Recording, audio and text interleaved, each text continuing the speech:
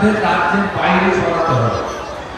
এরা এখানে থাকলে সমানভাবে প্রভাব ফেলবে এবং তারা সময়কে ধমকাবে যে 2 মাস পর তো আবার আসছে, তখন বুঝে নেবে উঠে নেবে। তাই ইলেকশন কমিশন যদি পশ্চিমবঙ্গে সত্যিকারে রক্তপাতহীন অবাধ শান্তিপূর্ণ ভোট করাতে চায়, মমতা পুলিশের লোকেদের, চিহ্নিত লোকেদের যারা 21 সালের নির্বাচনের পরে পোস্টপোন ভায়োলেন্সে নাগরিকদের নিরাপত্তা দিতে পারেনি। এই বারাসাত জেলাতে আমাদের মাইনরিটি মোর্চার নেতা মোহাম্মদ আলীকে নৃশংসভাবে খুন করা হয়েছিল, তার খুনিরা এখনো গ্রেপ্তার হয়নি। পরবর্তী সময়ে পঞ্চায়েত নির্বাচনে 55 জন খুন হয়েছে এই রাজ্যে এবং 800 কোম্পানি সেন্ট্রাল ফোর্সকে বসিয়ে রেখে চটি পড়া পুলিশ দিয়ে ভোট করানো হয়েছে। এখানে কুমড়ো গ্রাম পঞ্চায়েত সহ সমস্ত জায়গায় যেখানে স্বাধীনতার পরে বিজেপি কখনো হারেনি, সেই গ্রাম পঞ্চায়েতগুলোতেও ভোট লুট করা হয়েছে, বাইক থেকে ব্যালট ছাপানো হয়েছে, গণনা কেন্দ্রে ঢুকতে দেওয়া হয়নি এবং পুলিশের লোকেরা মিথ্যা মামলা করে করেছে। এই পরিবেশ বদলাতে হবে ইলেকশন কমিশন। অন্য কোন রাজ্যের সঙ্গে এই রাজ্যের নির্বাচন সমান চোখে সমানভাবে দেখে ইলেকশন কমিশন কিন্তু ভুল করবে এবং মানুষের গণতান্ত্রিক মতামতের সঠিক প্রতিফলন হবে।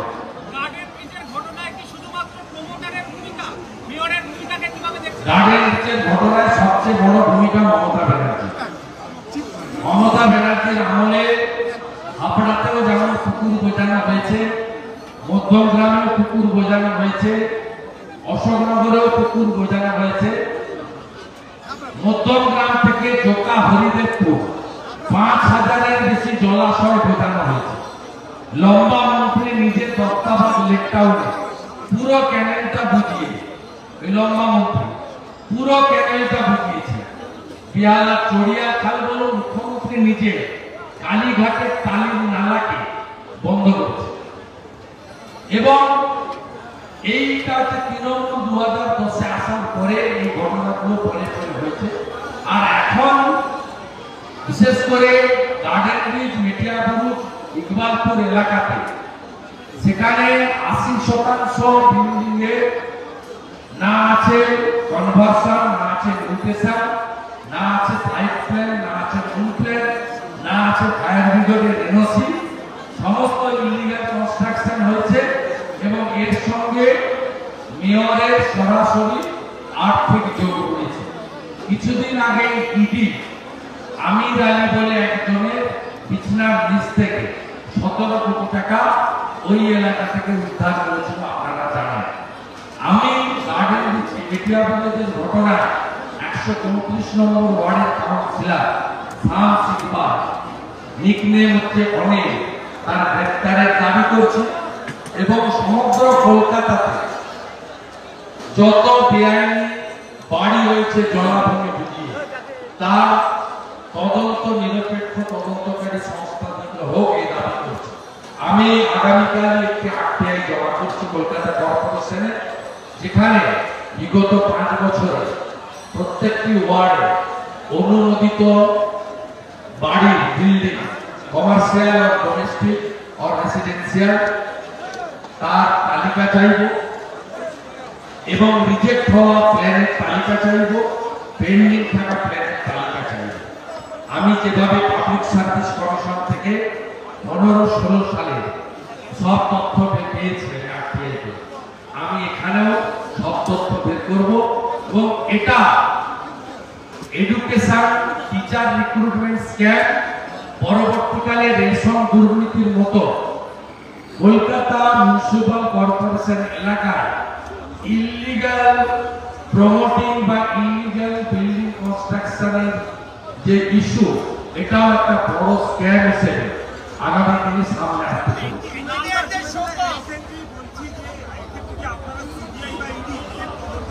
আমি জনগণের কাছে, ভুক্তভোগীদের কাছে আপিল করেছি তারা জনস্বার্থের মামলা হাইকোর্টে দেবে।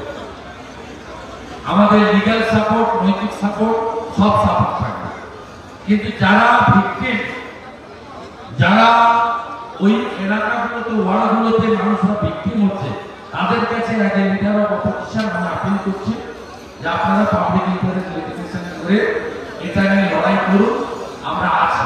বিজেপির পক্ষ থেকে গতকালও রাস্তায় ছিল আমাদের লোকেরা, আজকে কলকাতার দুটো জেলা সব বড়তে বিজেপি বিক্ষোভ দেখিয়েছে। সাউথ ক্যালকাটাতে আমাদের 16 জন এখন অ্যারেস্ট হয়ে জেলে আছে।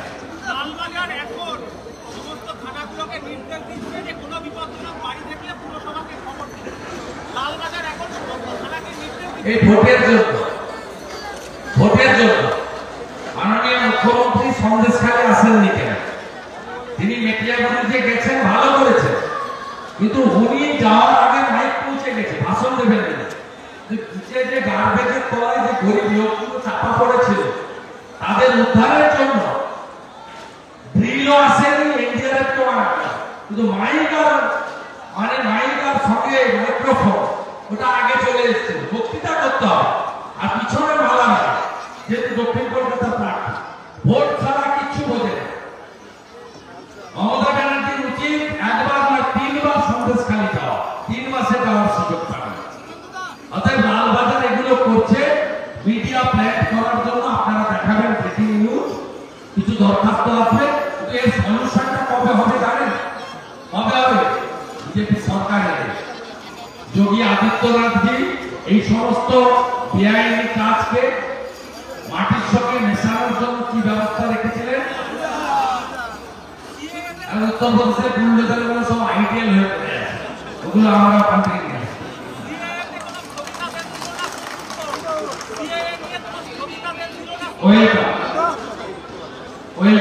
বাকিটা সুপ্রিম কোর্ট নিয়ে কোনো বক্তব্য করবো না।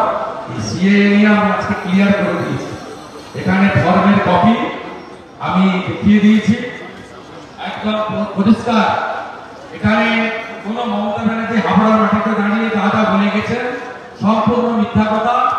আমি আপনাকে এই যে এলিজিবিলিটি সার্টিফিকেট এবং পুরো এই যে আপনার অ্যানেক্সার 3 শিডিউল 1C একদম পরিষ্কার কথা বলে গেছে যে লাস্ট লাইনটা আমি পড়ে দিচ্ছি, an eligibility certificate from a locally reputed community institution is enclosed. Nothing else. গোসাই, দলপতি, পুরোহিত যে কোনো প্রতিষ্ঠান থেকে একটি করে সার্টিফিকেট নিয়ে অ্যাপ্লাই করে দেবেন।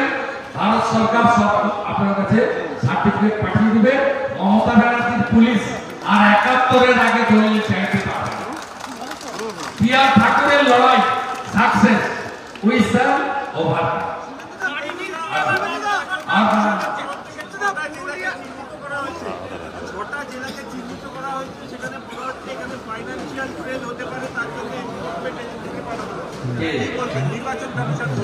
আরে অলরেডি তৃণমূল ব্ল্যাক মানি 294টা কেন্দ্রে 35 লক্ষ টাকা করে পাঠিয়েছে ভোটের জন্য। 35 লক্ষ টাকা করে এমসিসি ঘোষণার আগে পার অ্যাসেম্বলি পাঠিয়েছে। হাওড়াতে একটা মন্ত্রী দিয়েছে 16 জন, আমার তথ্য আছে। যাদবপুরে একজন মন্ত্রী দিয়েছে। ওদের লোকেরাই আমাদের বলে গেছে যে এই বাড়িতে এত টাকা পৌঁছে দিয়েছে। অলরেডি 2,45 লক্ষ টাকা করে তৃণমূল আলো টাকা প্রত্যেকটা লোকসভাতে পৌঁছে দিয়েছে। ওই জন্য দেখছেন না ভারতীয় জনতা পার্টির কর্মীরা নিজেরা চেয়ে চিনতে নীল ব্লু দিয়ে পদ্ম আঁকছে, কালো দিয়ে পদ্ম আঁকছে, আর ওদের সব কালার পদ্ম, কালার দেখুন। বুঝতে পারছেন তো? টাকা অলরেডি ঢুকেছে। তবে মোদিজি আছে তো না ক্ষমতা না খানি, পাতালের ভিতরে রাখুন আর অপার বাথরুমে রাখুন, টাকা লুকিয়ে রাখতে পারবে না, নিশ্চিত রাখুন।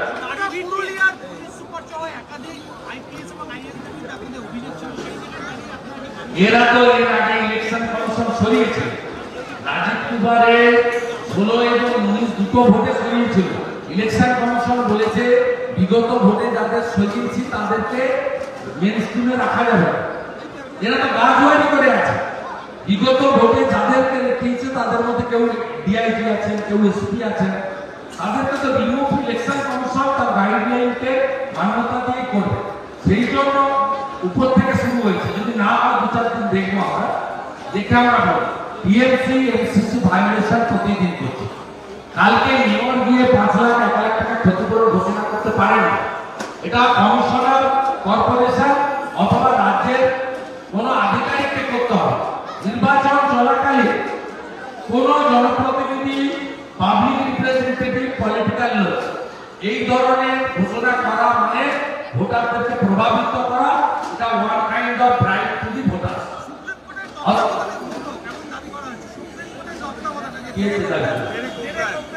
ওর কোথায় গিয়েছিল? ওর কোথায় গিয়েছিল? মামার বাড়ির আপনাদের। ভারতবর্ষের সংবিধানে সবচেয়ে বড় জায়গাটা হচ্ছে ভারতবর্ষের সংসদ। ভারতবর্ষের সংসদই হচ্ছে ভারতবর্ষের শেষ কথা।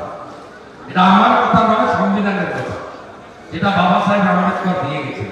এবং সেই সংবিধানকে মান্যতা ভারতবর্ষের সর্বোচ্চ আদালত দেয়। সংবিধানের যে প্রিয়াম্বল গুলো আছে বা যে ক্লজ আছে তার ভায়োলেশন হলেই একমাত্র কোর্ট হস্তক্ষেপ করে। যেমন মমতা ব্যানার্জি আর তার সরকার প্রতিদিন হায়ার জুডিশিয়ারির কাছে কানাডোলা খায়। আমার কাছে তো খেয়েছে। সংবিধানে আসলে কি সরকারের